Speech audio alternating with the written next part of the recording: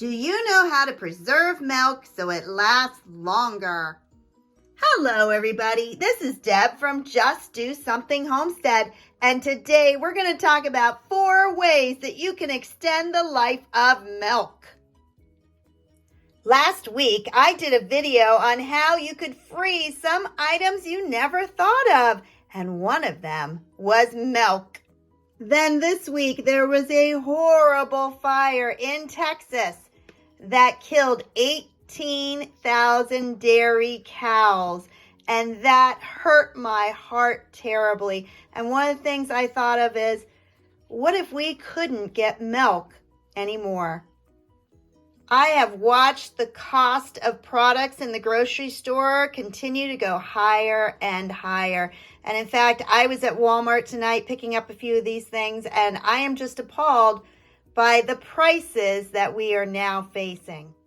Those prices are making it very, very difficult on families who are just trying to feed their kids. And so it is in my heart that I want to share everything I know that can help somebody else.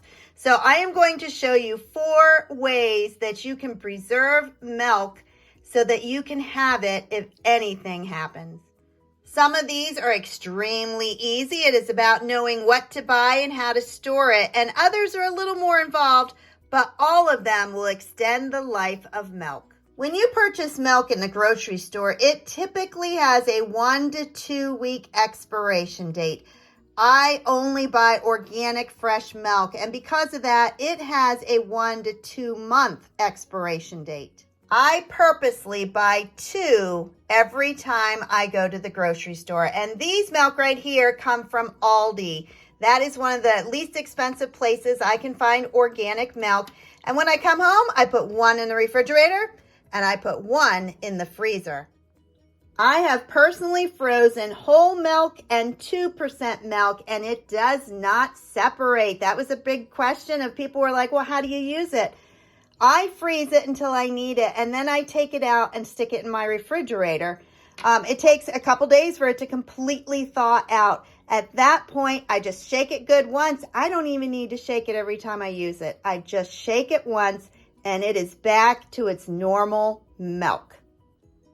Now, I want to show you what I'm talking about. This milk I froze last month, and I took it out over the weekend, let it thaw, and it is just normal milk.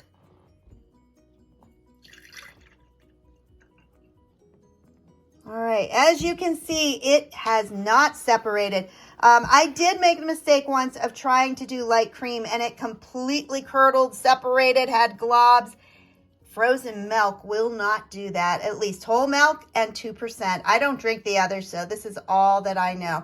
But this milk is perfect. You can drink it, you can use it in cooking, and all I did was freeze it. When I freeze it, I don't put it in any Ziplocs or special storage or containers. I just put the entire carton in the freezer. And what you see is it will bulge out. That's what it does because it has expanded. But it is fine. If you thought that was easy, wait until you see number 2. Did you know you could buy shelf-stable milk? That's right. This carton is all prepared. All you need to do is put it on your shelf. This one is dated until November 2023, so it's not a huge shelf life, but it definitely will extend the life. For years and years, this was the brand that I purchased at Dollar Tree. For $1, I was able to buy this milk and store it on my shelf. We actually used these when we traveled, and you know what? They are wonderful. It just tasted like milk. I was worried the first time, but nope, it is great. But 2 things happened. More and more people heard about my little top secret, and so when I would go to Dollar Tree, they were always sold out, and then they discontinued it. I found both of these tonight at my local Walmart, but it was a little discouraging. These were each $3.50, and since this is 1 quart, that makes it $14 a gallon. So that is not a way that's going to be inexpensive. In fact, this one's expiration date, I went through all of them. This one is only 7 months from now. And it says right on the top, best served chilled, and that is definitely true. But if you're looking for a milk that lasts more than 1 or 2 weeks, like what you buy in the dairy department, this is an option. That leads me to number 3, evaporated milk.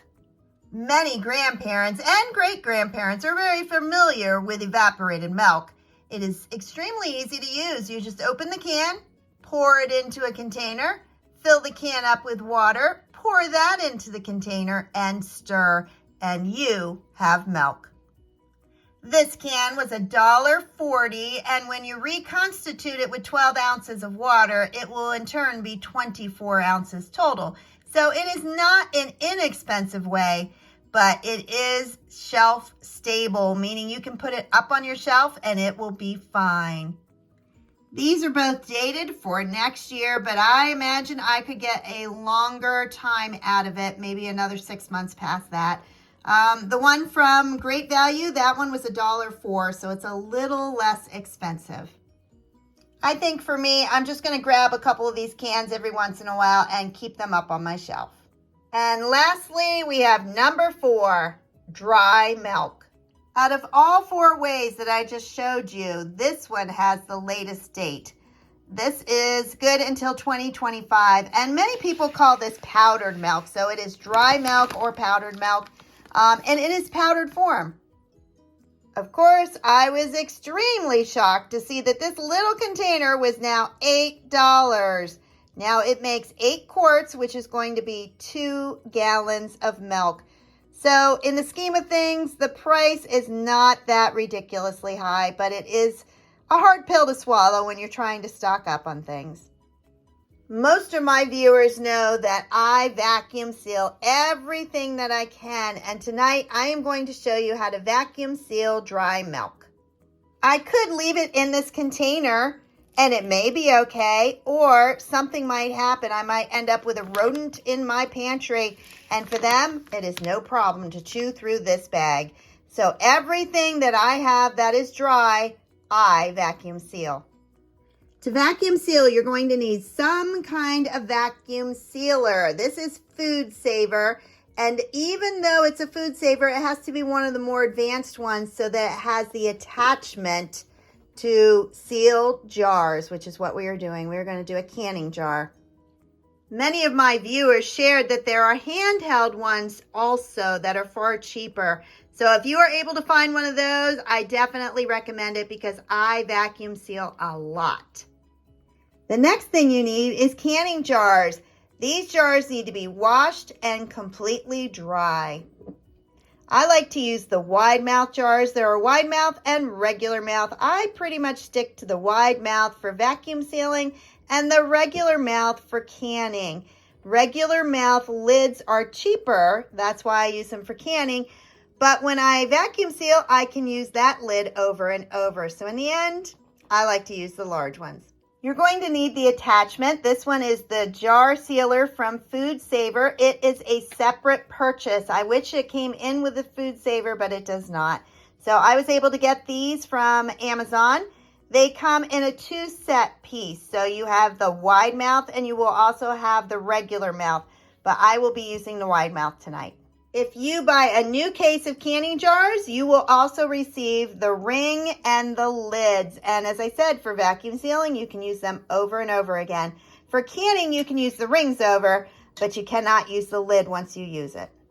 One other item I need is a piece of paper towel that I have cut a circle around. And actually, to measure that, I traced my funnel. But this is to prevent the powder from going into my vacuum sealer. And lastly, I like to use my large funnel to go on top so that when I pour the dry milk in there, I don't make a huge mess.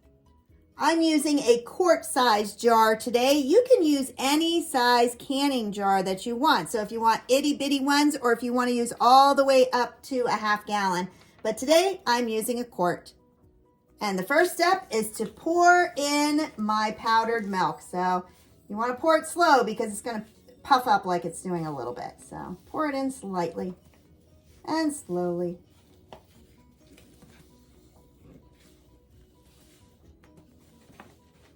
All right, and when you think the jar is full, that's when you stop. Now my jar looks like it's pretty full, but you could actually go up to about a ½ inch from the top rim. So I'm going to shake it around, pound it on the countertop, and get it so it moves on down and I can add a little bit more.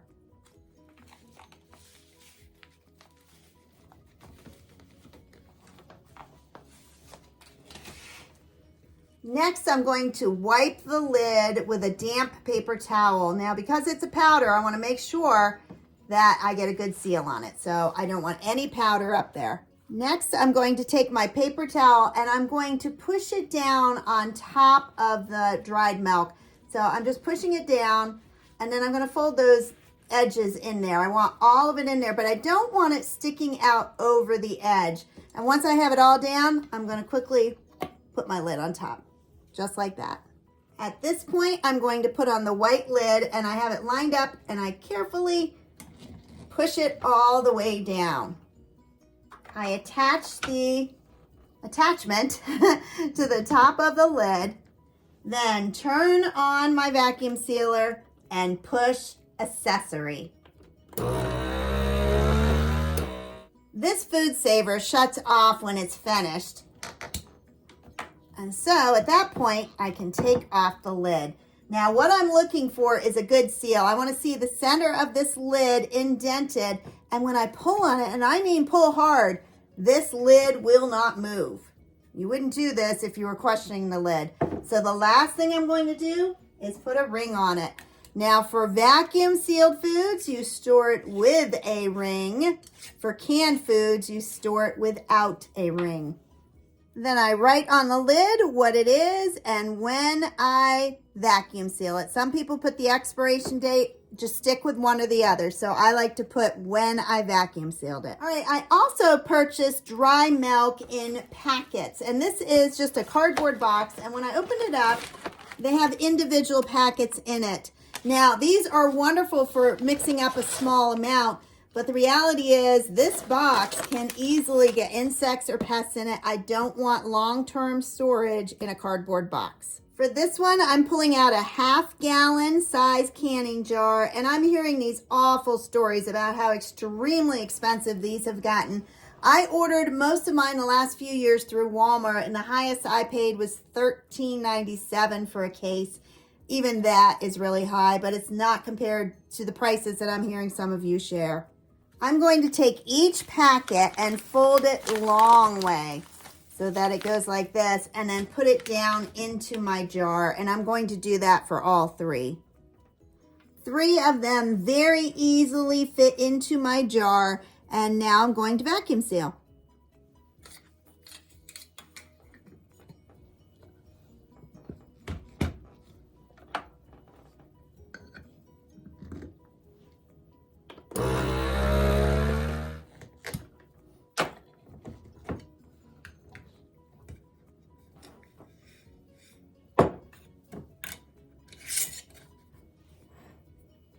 And there you have it, 4 different ways to extend the life of your milk. Hopefully you can find one that will work well for your family.